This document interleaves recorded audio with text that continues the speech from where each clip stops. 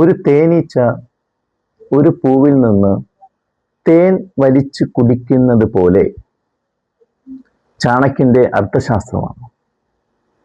ഇത് ഉദ്ധരിച്ച് പറഞ്ഞത് സുപ്രീം കോടതിയാണ്. എന്തിനെ കുറിച്ചാണല്ലേ?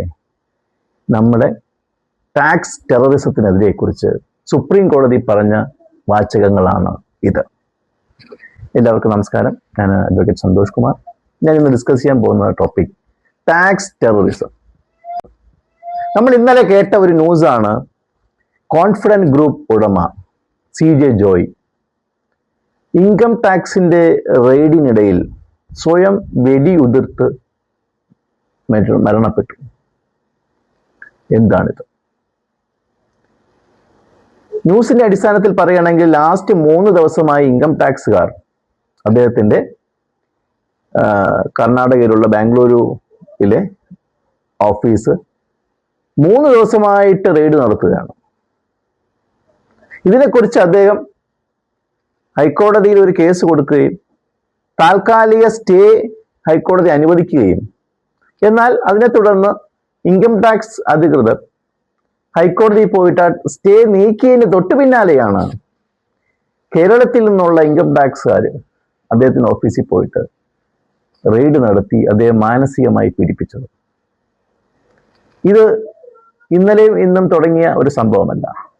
നമ്മുടെ കേരളത്തിൽ, നമ്മുടെ ഇന്ത്യയിൽ എന്തുകൊണ്ടാണ് ഇങ്ങനെ സംഭവിക്കുന്നത്?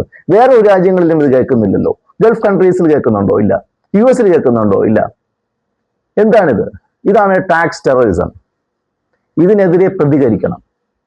ടാക്സ് അധികാരികൾക്ക് അവരുടെ ഇൻകം ടാക്സ് ആക്ട് ആയാലും GST ആക്ട് ആയാലും കസ്റ്റംസ് ആക്ട് ആയാലും അവർക്ക് അതിൽ പറഞ്ഞിരിക്കുന്ന റെയ്ഡ്, സീഷർ എന്ന് പറയുന്ന നിയമങ്ങൾ അവർ അതിനെ ദുരുപയോഗപ്പെടുത്തുകയാണ് ഉണ്ടാകുന്നത്.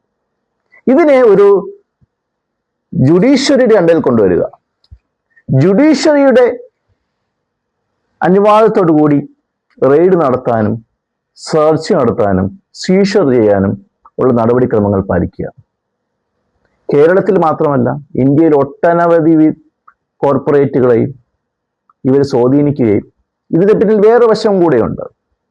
ഈ കഴിഞ്ഞ സംഭവം എൻഫോഴ്സ്മെന്റ് ഡയറക്ടറേറ്റിൽ നിന്ന് ഒരു ഡെപ്യൂട്ടി ഡയറക്ടറെ സർവീസിൽ നിന്ന് പിരിച്ചുവിടുകയുണ്ടായി. സ്വർണ്ണക്കേസുമായിട്ട് ബന്ധപ്പെട്ട് സംശയത്തിനിലാണ് അദ്ദേഹം എന്ന് പറഞ്ഞിട്ടാണ് പിരിച്ചുവിടുന്നത്. അപ്പോൾ ഇതെന്താണ് ടാക്സ് ടെററിസം? എല്ലാം കൂടെ കൂട്ടി വായിക്കുമ്പോൾ നമുക്ക് തോന്നുന്നത് ഒരിടത്തുനിന്ന് ടാക്സിന് വേണ്ടിയിട്ടുള്ള ഇന്ത്യക്ക് ടാക്സ് വേണം, നമ്മുടെ GDP എല്ലാം ടാക്സ് അതിനെപ്പറ്റിയാണ്. പക്ഷെ എന്ന് വിചാരിച്ചിട്ട് സാധാരണ ആൾക്കാരുടെ, അല്ലെങ്കിൽ ഒരുപാട് ഈ കോൺഫിഡന്റ് ഗ്രൂപ്പ് MD എന്ന് ഒരുപാട് പേർക്ക് ജോലി കൊടുക്കുന്ന ഒരാളും ഒരുപാട് ഇൻകം അല്ലെങ്കിൽ ഗവൺമെന്റിലേക്ക് തരുന്ന ആളുമാണ്, അദ്ദേഹത്തെ മാനസികമായി പീഡിപ്പിച്ച് അദ്ദേഹത്തിൽ നിന്ന് ടാക്സ് ഇവേഷൻ കണ്ടുപിടിച്ച് അത് പബ്ലിക്കായി പ്രസിദ്ധീകരിച്ച് അദ്ദേഹത്തിൽ നിന്ന് ടാക്സ് സ്വീകരിക്കുകയും. പക്ഷെ ഇത് ഹൈക്കോടതിയിലും സുപ്രീം കോടതിയിൽ പോകുമ്പോഴത്തേക്കും ഈ ടാക്സ് അതോറിറ്റികളെല്ലാം പരാജയപ്പെടുക കാഴ്ചയാണ് ഉണ്ടാവുന്നത്. ഇതിനെതിരെ ജനവികാരം ഉൾക്കൊള്ളണം, പ്രതികരിക്കണം. ഇതുപോലെ റെയ്ഡുകൾ, അനാവശ്യമായ റെയ്ഡുകൾ, അനാവശ്യമായ മാനസിക പീഡനങ്ങൾ. ഈ കഴിഞ്ഞ 2 വർഷത്തിന് മുന്നിൽ ഒരു ധനകാര്യ സ്ഥാപനത്തിന്റെ ഉടമസ്ഥയെ അവരെ പത്തനംതിട്ടയിലെ വീട്ടിൽ നിന്നും ഇൻകം ടാക്സ് ഉദ്യോഗസ്ഥർ വിളിച്ചു വരുത്തി 80-85 വയസ്സായ ഒരു സ്ഥാപകന്റെ ഭാര്യയാണ് തിരുവനന്തപുരത്ത് കൊണ്ടുവരികയും തൻ്റെ മക്കളോടൊപ്പം ചേർത്തിരുത്തി ചോദ്യം ചെയ്യുകയും 1 രാത്രി 2 രാത്രി വീതം ചോദ്യം ചെയ്യുകയും അതിഭീമമായ ഇൻകം ടാക്സ് ചുമത്തുകയും ചെയ്തു. പക്ഷെ ഇത് കോടതിയിൽ വരുമ്പോൾ ഇതെല്ലാം തള്ളിപ്പോകുന്ന ഒരു കാഴ്ചയാണ് നമ്മൾ കാണുന്നത്. അപ്പൊ അതുകൊണ്ട് ഞാൻ പറയുന്നത്, ഈ ടാക്സ് അധികാരികൾക്ക് ഈ നിയമം കൊടുക്കാം, കുഴപ്പമില്ല. പക്ഷെ അവരത് ജുഡീഷ്യറിയുടെ ഭാഗമായിട്ട് ഒരു മജിസ്ട്രേറ്റിന്റെ